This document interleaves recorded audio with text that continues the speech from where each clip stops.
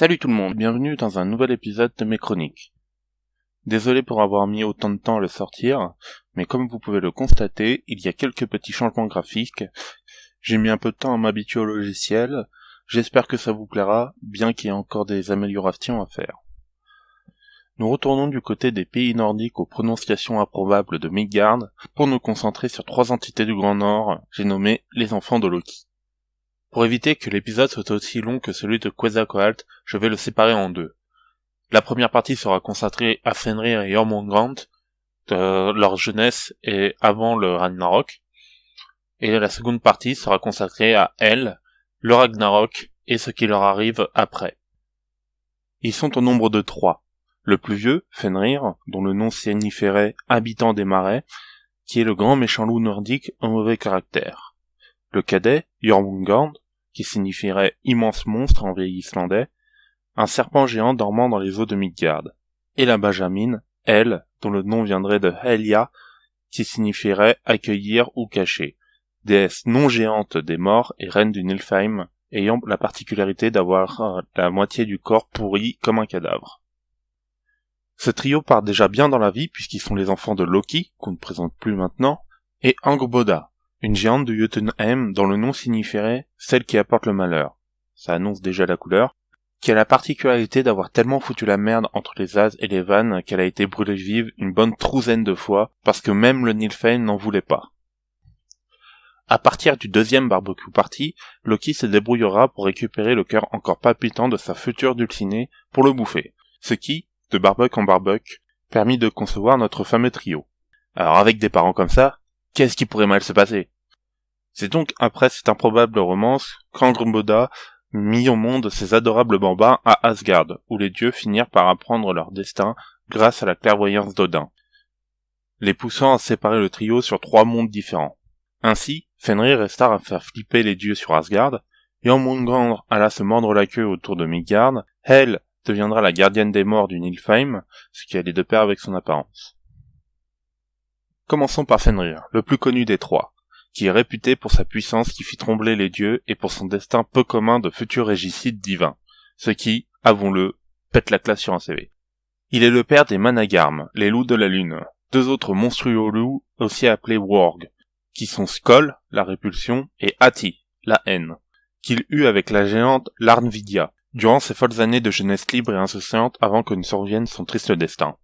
Enfant qui fut d'ailleurs élevé par leur grand-mère Angrboda dans l'immense forêt de Jarnvir. Encore une génération qui finira bien, j'en suis sûr. Durant ses premières années, Fenrir était d'une taille raisonnable pour un loup aux origines divines, mais devient très vite très gros, bien plus intelligent, mais aussi bien plus agressif qu'un loup normal, ce qui commença à légèrement inquiéter les As, si bien que, n'écoutant que leur courage exemplaire, les dieux arrêtèrent peu à peu de s'occuper de lui ou de simplement approcher le grand loup, y compris Odin qui commençait à se faire des cheveux blancs. Mis à partir, As de la guerre et de la justice, qui développa ce qui s'apparente le plus à une relation de confiance entre les 2 êtres. Mais reste le problème principal, à savoir que faire d'un loup aussi dangereux qui continue à grandir et qu'on ne peut pas buter parce qu'il a une destinée. Les dieux décidèrent de l'enchaîner pour plus de sécurité, mais comme il était peu probable que le grand loup accepte sa laisse sans broncher, ils décidèrent de faire passer ça pour un jeu. Le jeu consistait à tester la force de Fenrir en lui faisant briser des liens faits à partir des matériaux les plus solides que l'on puisse trouver. Fenrir, trop heureux de faire un peu de kikiméter, accepta sans poser de questions et brisa le premier lien nommé Léoding, puis un deuxième lien nommé Dromi, avec une telle facilité que le grand loup se moqua des As qui se mirent à désespérer et envoyèrent Skirnir, le serviteur de Freyr, dans le monde des Elfes Noirs, ou Elfes Noirs, Svartalfheim. Ceux-ci firent une chaîne composée de 6 éléments. Une barbe de femme, des tendons d'ours, des bruits de pas d'un chat, le souffle d'un poisson, la salive d'un oiseau et les racines d'une montagne. Ce qui donna à la chaîne une forme de ruban de soie fin et souple, qui fut nommé Gleipnir. Fenrir et les dieux se retrouvèrent sur l'îlot de Lyngvi, au centre du lac Asvartnir, à Asgard, et demandèrent un 3e essai. Mais quand le loup vit le ruban qu'on lui présentait, il se méfia et demanda à un dieu de placer sa main dans sa gueule. Si jamais il avait été piégé, il l'arracherait. Les dieux hésitèrent, peu enclins à sacrifier leur mimine si aisément, et seul Tyr eut le courage de se proposer comme garantie. Une fois enchaîné, Fenrir tira de toutes ses forces sans parvenir à briser ses liens, et finit par reconnaître sa défaite, puis demanda à être libéré. Pour toute réponse, les dieux se moquèrent de lui et refusèrent de le libérer, ce qui le fit rentrer dans une grande colère et tint sa promesse en arrachant la main de Tyr. Animé par la rage, le grand loup se débattit de plus belle en maudissant les dieux et leurs fourberies, promettant la fin du monde au moment où il se libérerait. Pour le faire taire, et par peur qu'il finisse par se libérer, Odin lui planta une épée dans la gueule, le clouant au sol et l'obligeant à la garder grande ouverte, ce qui déversa 2 torrents de bave, devenant les fleuves Van, l'espoir, et Vil, la volonté. Fenrir va donc rester couché et attaché tel le pauvre petit animal abandonné sur le coin de la route des vacances où il va ruminer sa haine et sa douleur jusqu'à sa libération. Et pendant que Fenrir vivait au crochet des dieux, Jormungand avait été balancé par Thor dans l'océan glacé du Midgard quand il était encore enfant et qu'il avait la taille d'un serpent normal. Loin de le tuer, ce qui était peut-être la raison officieuse des dieux, cet univers marin qui lui sert de maison va le voir grandir au point de faire le tour du monde du milieu et devenir par défaut le gardien de ses frontières, ainsi que d'être responsable des catastrophes marines que pourrait connaître le monde à chaque fois qu'il bouge une écaille. Il acquiert ainsi le nom de Midgardsorm, le serpent de Midgard, et Midgard signifiant le monde du milieu, ça donne le serpent du milieu. Vous êtes content de savoir ça, hein? Il n'est pas énormément développé dans les mythes nordiques, mais on sait qu'il est capable de vivre sous et hors de l'eau, de sécréter du venin, et qu'il est de ce qui se rapproche le plus d'un dragon nordique avec le Nidhogg.